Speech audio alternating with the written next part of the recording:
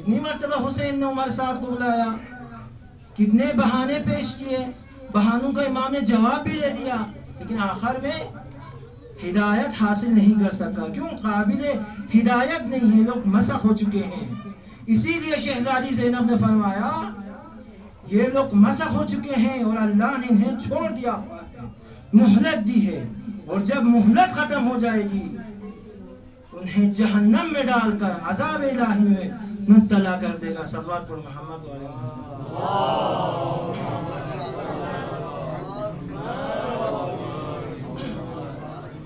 تو کربلا کا قیام ابا عبداللہ الحسین کا یہ اثر ہے. پہلے لوگوں میں جرأت نہیں تھی بنی امیہ کے خلاف بولنے کی، اعتراض کرنے کی جرأت نہیں تھی.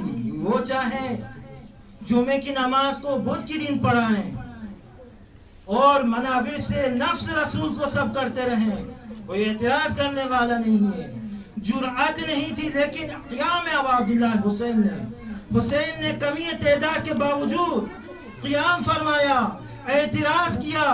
کربلا میں یزیدیت سے لڑتے لڑتے حسین اور اصحاب حسین نے جام شہادت کو نوش فرمایا.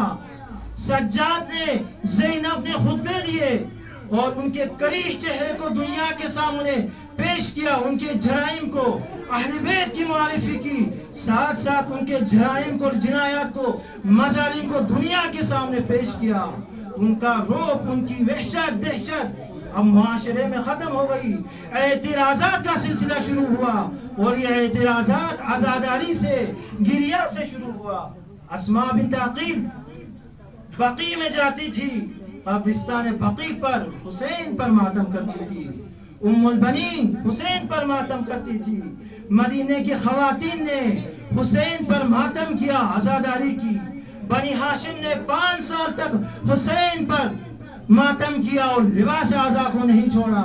جس طرح آپ جانتے ہیں جب مختار نے قیام کیا اور مختار کے قیام کے بعد اس کے فرزند محمد ابن مختار امام باقر کی خدمت میں آیا، تو امام باقر نے اس کا احترام کیا، محمد مختار کا اپنے پاس بٹھایا، عزت کی، مختار کے لیے دعا دی اور فرمایا خدا مختار کی مغفرت کر لے، خدا مختار کی رحمت کر لے. مختار نے ہمیں خوش کر دیا، اہل بیت کو خوش کر دیا، اور مختار کے قیام کی وجہ سے، انتقام کی وجہ سے ہم نے لباس اعضا کو چھوڑ دیا. تو یہ قیام مختار کب وجود میں آیا؟ سن 66 ہجری کو. واقع کربلا 61 ہجری کو. 5 سال کے بعد امام باقر فرماتے ہیں مختار نے ہمیں خوش کر دیا اور ہمارے دشمنوں سے اس نے انتقام لیا، اور مختار کے لیے دعا کر رہے ہیں.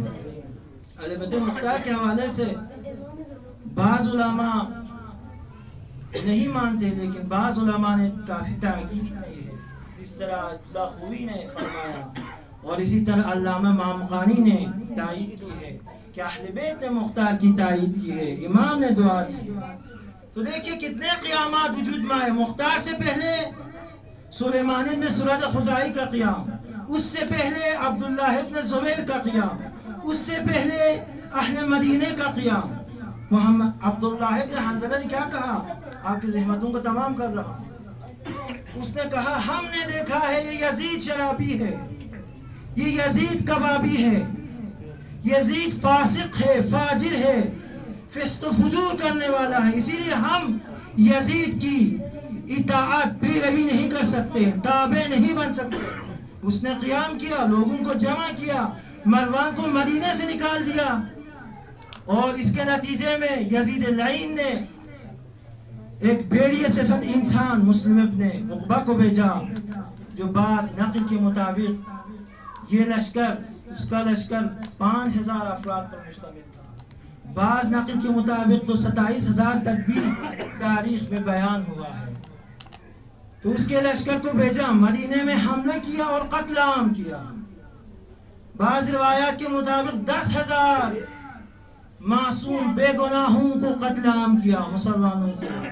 صحابہ پیغمبر پر بھی رحم نہیں، 80 صحابوں کو، پیغمبر کے صحابوں کو قتل کیا، حفاظ قرآن کو قتل کیا، 700 حفاظ قرآن کو قتل کیا.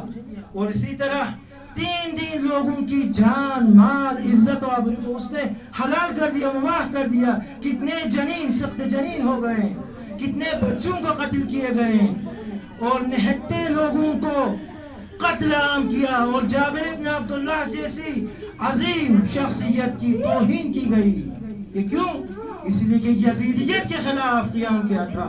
तो इन क़ियामात का सरचश्मा क्या है? क़ियाम अबा अब्दुल्लाह हुसैन सल्लल्लाहु अलैहि वसल्लम।